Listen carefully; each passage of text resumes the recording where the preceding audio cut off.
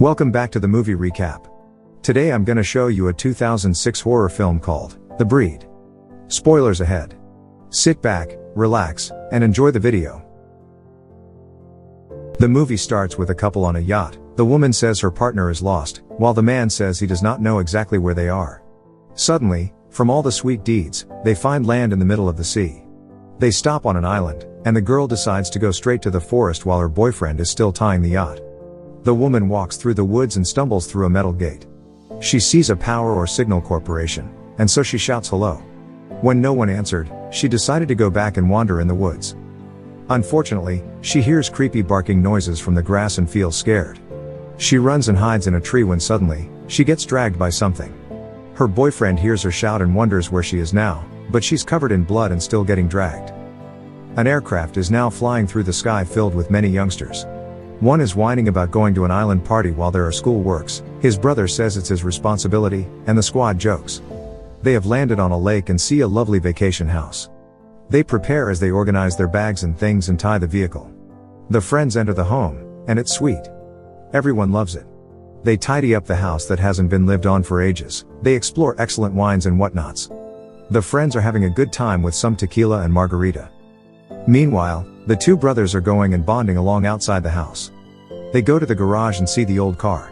One of them thinks the car won't start because it has not been used in years, but its engine starts. The two friends in the kitchen are having trouble setting up a blender. They decide to check and fix the fuse box in the basement. At first, they are playfully arguing about who's going to step down first. In the end, the man does it. The cellar has a creepy aura with little dolls. They get scared but still fix the fuse box. On the other hand, the other woman is wandering the corners of the house when she sees a weird cabinet. Her significant other pops in and flirts with her. He says the closet is for a makeout session. They kiss for a little while.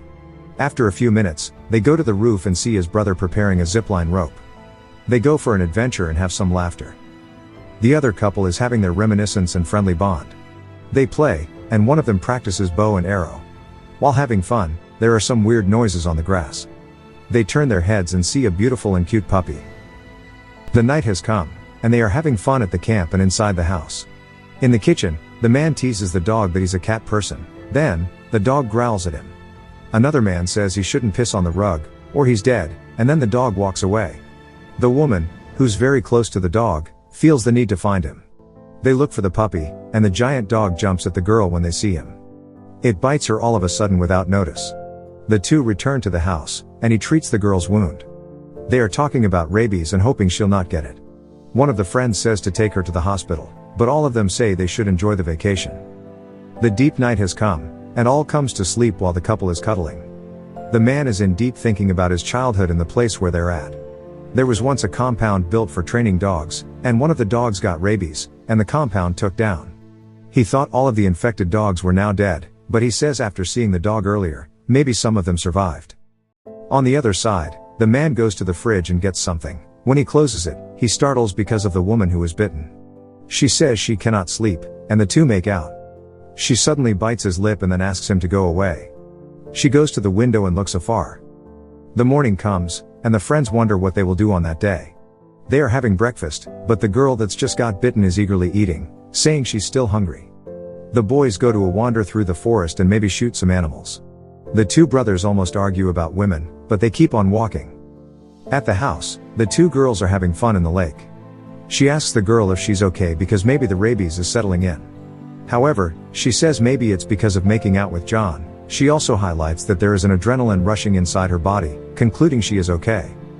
In the woods, the man is setting up his camera when dogs suddenly keep coming his way, surrounding him. He runs as fast as he can until he meets his friends and tells them about the numerous creepy dogs. When they turn backward, a man filled with blood tells them that the dogs don't want them there. Then he falls on the cliff as the dogs jump on him. One of them wants to help the man, but the other dogs are up for them, so they sprint to their house. They stumble upon many dogs on a hill coming down, so they call the women on the lake. The dog tries to bite the woman when the man shoots it with a bow. However, it lands on the girl's bare leg. Inside the house, they are trying to remove the arrow on her leg. She shouts in pain as they cure her wound while she's drinking. Meanwhile, Sarah says the rabies effect comes and goes. As they are all talking about the wild dogs, a dog suddenly jumps on the boy, causing them all to freak out. Sarah stares at it, and when she breaks the stair, the dog starts to attack. The man stabs an arrow at it, and everyone decides to leave. However, the dogs are surrounding their aircraft, and their vehicle is drifting away. When the dogs are now out, they go outside to get it. The man swims towards the airplanes, but the dogs are still there, so he swims back as they chase him. They return to the house while the dogs are outside on the balcony. The men are now fixing the shattered glass onto where the dog jumped earlier. Then the brothers throw the dead dog outside. One of them decides to go to the zipline place and gets the zipline holder. He sees the dead dog getting eaten by many dogs. The zipline holder makes a sound, and some of the dogs check him out while he hastily runs to the back door. They are now fixing and making the zipline rope from their house to the garage. The woman is worried because the man may not be supported by the rope. She insists on going to the garage to check the car. However, she gets stuck in the middle along the way, and the dogs are now running and barking. Nikki hurriedly crawls through the rope and gets to the roof, but the dogs are on the ground waiting on her. She crashes the glass of the window and opens it. Nikki gets and starts the car, but the dogs are waiting outside the garage's gate. While trying to start the car, the dogs are now near her, so she climbs into the attic and goes to the roof. The friends decide to shoot an arrow with a rope, and Nikki goes to the house with the help of a zipline. Meanwhile, Sarah is feeling rabies and now the brothers are arguing badly. They are blaming each other regarding that they should not have gone to the island. The brothers even bring up their family and wrongdoings. The other brother is sitting on the stairs, lonely in the gloom, so Nikki goes and comforts him, saying he loves him and stuff.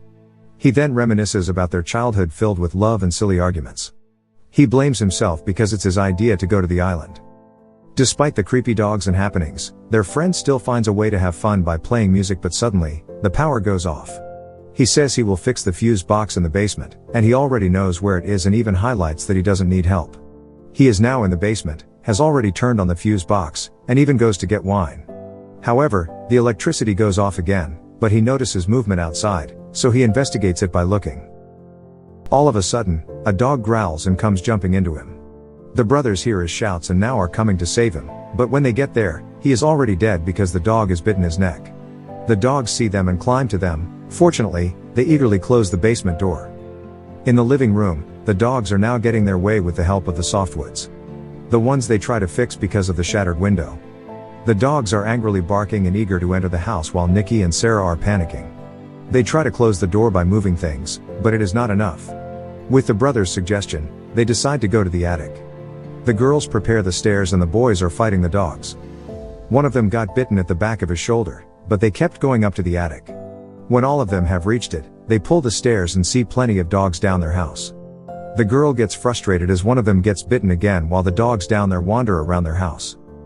The friends are trying to cure the man's wound of the bite. The dogs keep on howling, and one dog keeps on walking and climbing the stairs. He goes to the roof and sees the attic's window. They cannot believe that their friend Noah is dead. They suggest going to the doctor right after they escape the island. Meanwhile, Sarah shouts and pushes her lover, which causes shock to the friend group. She apologizes and hugs him, saying she does not feel right. The other one is checking files and documents. He sees a company paper detailing the attacked dogs. They get curious about why their uncle has those papers while he's an animal rights activist. The morning comes, and they decide to let down the stairs. The brothers check if the house is clear from dogs, and they help the two girls get down the house. They go down to the living room to see it's a great mess, concluding that their place has been marked as the dog's territory. Outside, the brothers are walking and enter the garage. The girls get the creeps because one of the brothers does not seem scared at all. They are pushing the car, but the dogs are now running toward him. He climbs into the car and shoots the dogs with his arrow. The vehicle almost falls into the ocean, but they get to the end of the cliff. They go back and the dogs hate the noise of the car. Going home, a dog enters his way to the car window, and the driver pushes it into the trunk. Sarah won't come down because she extremely feels rabies in her body, so Matt goes to her. There's a dog inside, and Sarah is staring at it so it won't move while Matt gets down from the window. Unfortunately, Sarah falls and gets stabbed with wood. The three leave with their car's help and reach the signal building. As they enter the building, they see blood and other dog tools that don't seem like training facilities. They conclude that they were genetically designing the dogs, playing God. A radio comes their way, but there's no power, so they look at the solar power battery but it's already rusted. Unfortunately, they turned on. With all they have done, there's still no signal. Nikki sees the radio antenna connected to the cable, so the man represents climbing the tower while he teaches them how to detect the signal. He goes outside and climbs while the couple inside is talking since his rabies will start to kick in. The man suddenly froze and realized that the dogs were inside the compound. While climbing, John sees a boat or yacht towards the lake. He connected the cable and asked Nikki to turn the amplifier on. Suddenly, John gets electrocuted while the fuse box gets sparkled, creating a fire. He falls from the tower, and the dogs jump on him. Matt helps his brother by spanking the dogs with a baseball bat while Nikki is suffocated by the smoke. She gets an idea and opens the door outside while she opens the other door full of fire.